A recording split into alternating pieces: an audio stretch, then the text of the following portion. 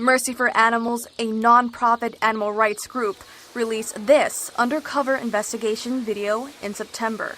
This video, recorded in May and June of 2009, shows the thousands of baby chicks being thrown, dumped, grinded, and mutilated by industrial equipment at Highline International in Iowa. It's the largest egg-laying bred hatchery in the world. What led Executive Director for Mercy for Animals, Nathan Chronicle, into this investigation was the public's right to know what really occurs in factory farms and hatcheries like at Highline. And what we found was just appalling animal abuse. These birds are roughly thrown into chutes, they're snapped by their fragile necks into machines which mutilate them without painkillers. These birds are dropped, hung, swung, and for the male chicks, which are deemed useless to the industry because they don't produce eggs and they don't grow large or fast enough to be raised profitably for meat, they're killed soon after being hatched by being dropped into a grinding machine while they're still alive. Undercover investigator for Mercy for Animals, James, says he witnessed many things he considers abusive and could be in violation of state cruelty statute.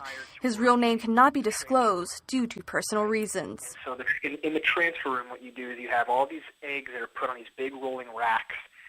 You pull them off, you stick them on this transfer machine about the size of a small car, and it reaches down and it grabs the eggs and it moves them into these plastic, like flat crates. Stack them up, you put 20 of them on this big roller, and then those get pushed off into an incubation room. After 3 days, chicks hatch. So what would happen occasionally is chicks would come out, chicks would hatch too early on the racks, and then as they hatch, workers would just throw them into these plastic crates, and then they would get stuck with no food and no water for 3 days in a room. And according to Iowa state law, if an animal is left without food or water for 24 hours or more, then, it's neglect and it's criminal. And that did appear to be something that could be criminal.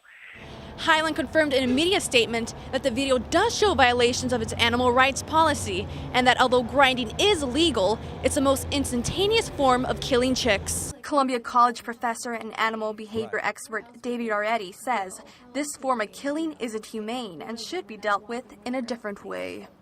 Well, first of all, it depends on what their use is.